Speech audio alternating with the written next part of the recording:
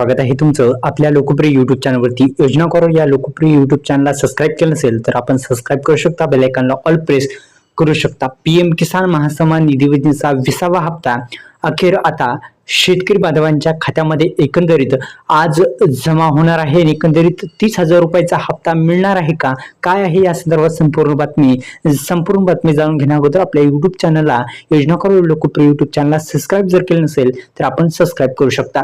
सुरुवातीस आता पीएम किसान योजनेचा 20वा हप्ता मिळवण्यासाठी हे काम तुम्हाला सुरुवातीस करायचं आहे। ते कोणतं काम आहे ते सुरुवातीस जाणून घेऊ। पीएम किसान महासन्मान निधी योजनेचा 20वा हप्ता मिळवण्यासाठी शेतकऱ्यांनी आपली ई-केवायसी करणं आवश्यक आहे। हप्ता जमा होण्या अगोदर आपली सेडिंग स्टेटस ऍक्टिव्ह आहे का नाही हे पाहणं फार महत्त्वाचं आहे। त्यासाठी लाभधारी स्टेटस पाहणं फार महत्त्वाचं आहे।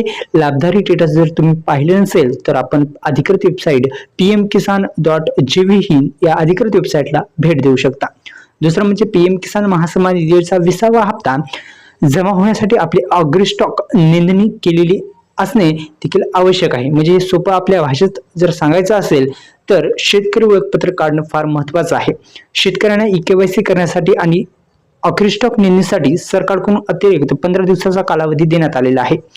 दुसरा म्हणजे तुमचे जर ई-केवायसी स्टेटस चेक करण्यासाठी पीएम किसान योजनेच्या अधिकृत वेबसाईटला आपण भेट देऊ शकता। अधिकृत वेबसाईट आपण स्क्रीनवर पाहू शकता।